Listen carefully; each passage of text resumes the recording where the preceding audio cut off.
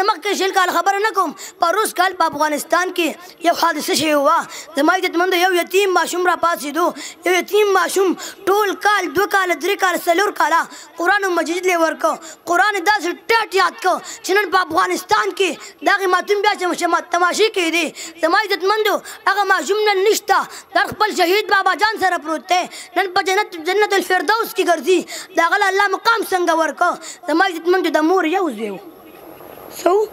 د مور یو زوی و کله چې د سربندۍ د 3 ورځې پاتې شوې والدې ته ټلیفون وکړو چې زما مورې زما 3 ورځې بس د سربندي ده زه به درځم کور ته زما ماماګان خبر کا زما تروریانې خبرې کا زما انډیوال خبر کا زما ملګري خبر کا کله چې هغه ماشوم مور ته وایي مورې زه چې درشم ماله به 4 مبارکې راکې څو 4 مبارکې به راکې ویښ کښېنې ځان مه خفه کوې زه صرف په دې نه خوشحالېږم چې ما ته لایک راکړه چې توجه زه په دې نه خوشحالېږم چې کمې خبرې کوم په دې باندې عمل کوې په دې زه خوشحالېږم زما عزتمندو هغه ماشوم مور ته وایي چې ماله به یو د سنت مبارکي راکې یو به راله د قرآن مجید د ختمېدو دا د مبارکي راکې یو به راله د هغې مبارکي راکې کوم وخت چې ما په مدرسه کې لګولې د قرآن مجید دپاره یو به راله د خپل طرف په بله مبارکي راکې زما عزتمندو مور د یو بچي ما در جامې اغوستې دي وایي کور ته راشي هغه به واچې اوس د بچي دې خبرې ته وګوره هوښیار کېنه چې خپل بچو باندې مور هم راشي نن سبا چا ته وګوره خپل ځای به چا نه به سټوډنټ جوړ کړي زه دا نه یم چې سټوډنټ ته مه جوړوه سکول ته هم لیږه مدرسې ته هم لیږه دواړه ته جوړ کا بچي نه حافظ قرآن جوړ کا بچي نه علامه مفتی ندیم المحمودي جوړ کا بچي نه علامه اورنګزیب فاروقي جوړ کا بچي نه مفتی نجیب الله فاروقي جوړ کا بچي نه مفتی سردار علي حقاني شهید رحمه الله جوړ کا زما عزتمندو هغه ماشوم مور ته وایي مورې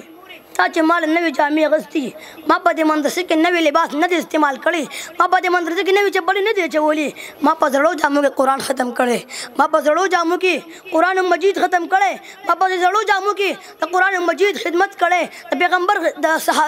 استاد خدمت مې کړی دی زما عزتمندو کله چې هغه ټلیفون بند شو کله چې د سربندۍ ورځ راغله طالب ځان له خپلې جامې وینځلې هغه جامې یې واچولې د سربندي چالو شوه دغه شان تلاوت شو بسینات ویلی شو بیا نظم شو بیا خطابت شو تقریر شو کله چې د ستربندو شوه دستار فضیلت وشو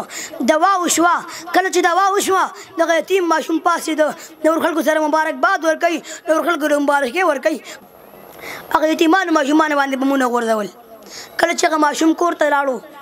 په سرو وینو کې مور سره هار په لاس کېدی مور یې دننه بار کېږي دننه بار کېږي چې زوی مه راشي دا امبیل به ورته اچوم دا زه په امبیل به ورته اچوم دا هار به ورته اچوم کله چې بچې کور ته رالې مور ته پته نه وه چې زما زوی شهید دی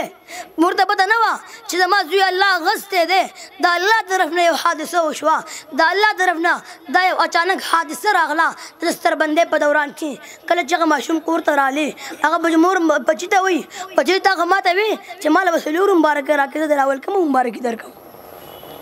مور جړاله راله مور په جړا شوه مور بچه چغو جاړي ټول خپل خپلوان بچو باندې جاړي چې رب العالمین دا یتیم او شهید زمي جنتی کی شهادت په خپل دربار کې قبول او منظور کړي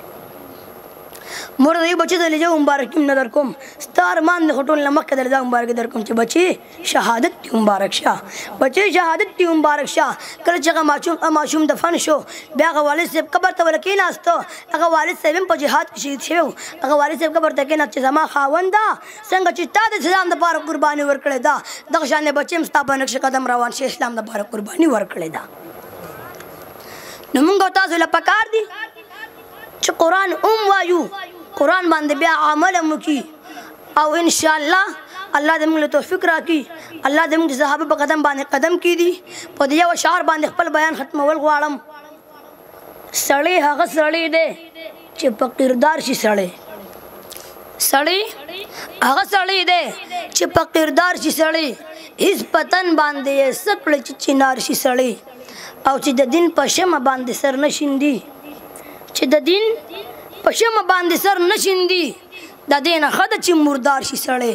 و آخر دعوانا الحمدلله رب العالمین. ماشاءالله ماشاءالله.